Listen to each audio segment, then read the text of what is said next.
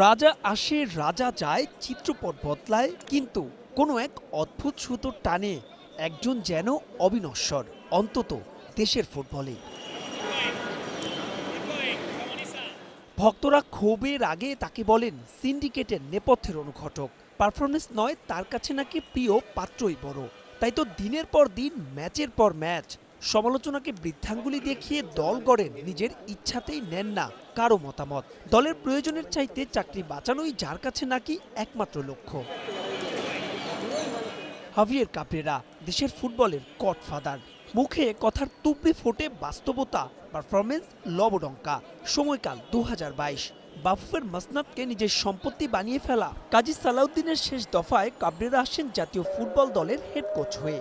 এরপর কেটেছে কত বসন্ত, বিক্ষোভে উত্তাল হয়েছে দেশ, দিন বদলের স্লোগানে এসেছে নতুন সরকার, নতুন ক্রীড়া প্রতিমন্ত্রী। তবে কাবরেরা ঠিকই আছেন নিজ আসনে, এক দফা বেড়েছে চুক্তির মেয়াদও। বাংলাদেশের হেড কোচের মিউজিক্যাল চেয়ারে দীর্ঘ প্রায় ৪ বছর দায়িত্ব পালন করেও প্রাপ্তির খাতা শূন্য কাবরেরার।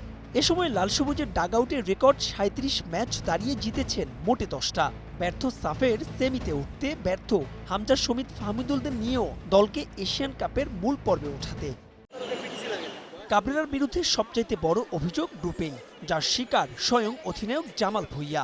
অবস্থাটা এমন যে বি6-এর নাম এখন হয়েই গেছে প্রেস কনফারেন্স অধিনায়ক। মুখস্থ ফরমেশন আর চাপের মুহূর্তে ভেঙে পড়া সবই দেখা গেছে সাম্প্রতিক সময়। হংকংয়ের সঙ্গে ৩-৩ গোলের ড্রয়ের পরেও সে সময়ের গোলে হারার দায় ভক্তরা এখনও কাবরেরার ওপরই দেয়। রায়ো মাখা দানহোদার কথা বাদ দিলে এর আগে কখনোই সিনিয়র কোনো দলের কোচিং না করানো কাবরেরার বিরুদ্ধে অভিযোগ আছে আরও। ঘন ঘন ছুটি নেওয়া, ঘরোয়া ফুটবল না দেখা, সিনিয়রদের সঙ্গে মানিয়ে নিতে না পারা, বাজে ব্যবহার, একাদশ নির্বাচনে খামখেয়ালি কিংবা অপেশাদারিত্ব, যে ইস্যুতে কদিন আগেই বাফুফের সদস্যরা নিজেদের মধ্যে জড়িয়েছিলেন বিবাদে। এরপরও নাকি সুখবর অপেক্ষা করছে কাবরেরার জন্য। চলতি বছরের ৩১ মার্চ কাবরেরার সঙ্গে এই দফার চুক্তির মেয়াদ শেষ হচ্ছে বাফুফের। গুঞ্জন আছে আরও ২ বছরের জন্য নাকি মেয়াদ বাড়ছে এই স্প্যানিশের।